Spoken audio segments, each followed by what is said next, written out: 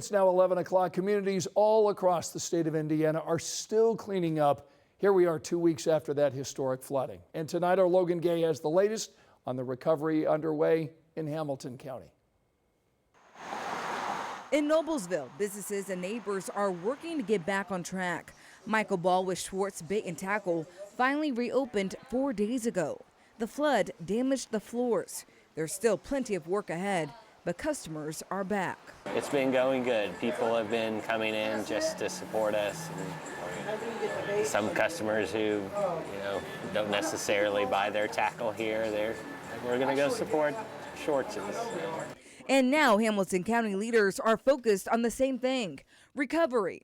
They know it will take time, but Monday, they said the work is already underway. Where we're going is trying to get our community back together and whole again. And that involves making sure that we have long-term plans. One of those plans is replacing the Hazeldale Bridge. County Commissioner President Christine Altman says they're moving quickly. The design phase is expected to take 60 days, and the county hopes the replacement will cost less than $10 million. We believe we can go under contract with a contractor by Thanksgiving, which leaves the balance of 2026 and 2027 to actually reconstruct that bridge. We hope we don't have to go into 2028 with remaining work on that bridge. The county says it has enough money in its rainy day fund to cover recovery expenses, but some costs could eventually be reimbursed through federal disaster assistance. Right now, county emergency officials are gathering the data needed to apply for additional federal disaster designations. And there's one thing residents can do now. Our citizens is that they're asking if they have assistance now or if they can be reimbursed for certain things now. And we tell them at this point, no, we do not have the federal disaster declaration in order to reimburse you for those expenses.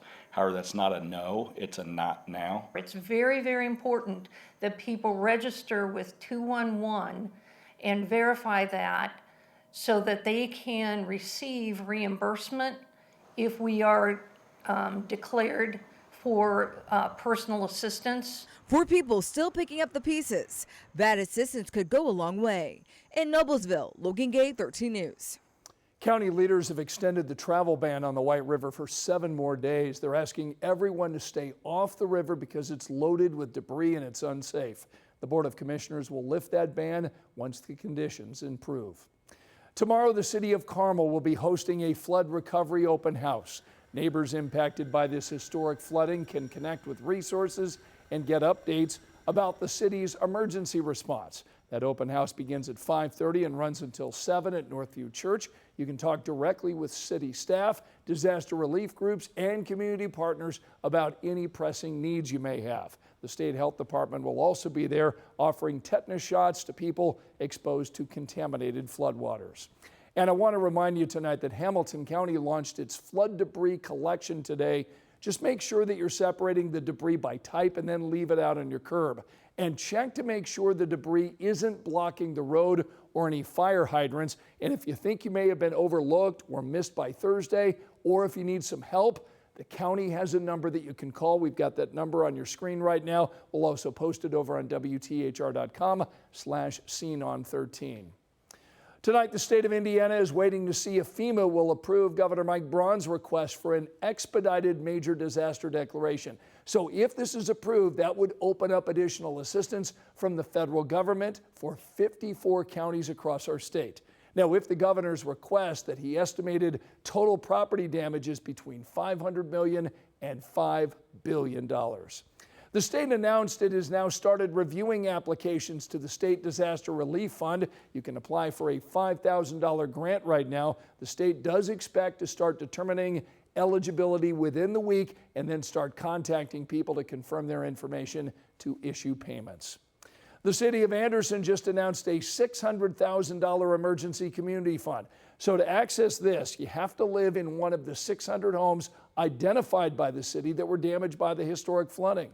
Now, according to the city, people are eligible for a one-time payment of $1,000. The idea here is to help families make ends meet while the city waits for federal assistance to come through. Our community is hurting. We are looking for answers. We are looking for accountability and transparency, and we have felt ignored the last 13 days of this flood.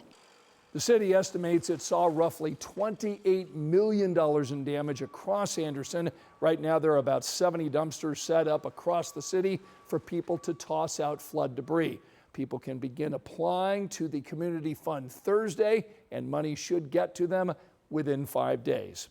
Now, we've collected a list of resources available to anyone still feeling the impact of the historic flooding across Indiana. Just head over to WTHR.com/flooding.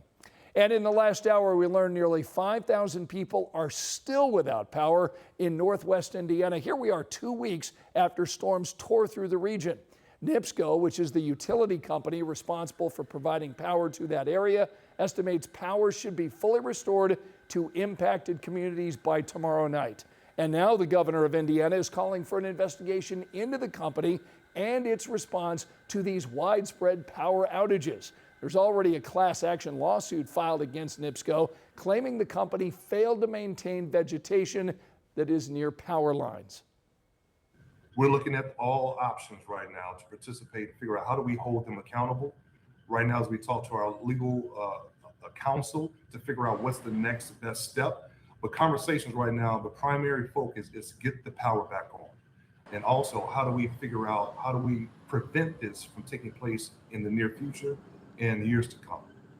Tonight, the state of Indiana is telling us multiple agencies have completed debris removal efforts, literally clearing the way for NIPSCO crews to make those repairs. The Indiana National Guard assisted with nearly 450 debris removals along roadways in Lake, LaPorte, and Porter counties. The city of Gary also shared this update tonight, saying the mayor met with U.S. Senator Jim Banks today. They talked on the phone with President Trump to urge federal assistance for that area. According to NIPSCO's outage tracker, the company has restored power to about 3,000 people in Gary, Indiana since earlier this evening. Angela? Scott, skies are clear. It is a comfortable Monday evening, wrapping up the first day of class at IU Bloomington today. Purdue also had their first day of class today. 68 in Indianapolis. We have 61 in Lafayette, 60 in Bloomington, and already down to 55 degrees in Richmond. Morning temperatures in the upper 40s and low 50s under clear skies. May have a little bit of fog early tomorrow. Lunchtime temperature 74 as kids head home, near 80 degrees. More sunshine in that Tuesday forecast. All right, Angela, thanks so much. Tonight at 11, we're working to get answers about the death of a 1-year-old that is now being investigated tonight as a homicide. Police responded to an apartment building near 13th and Delaware last month, and that's where they say the 1-year-old boy was unresponsive. The boy later died at the hospital.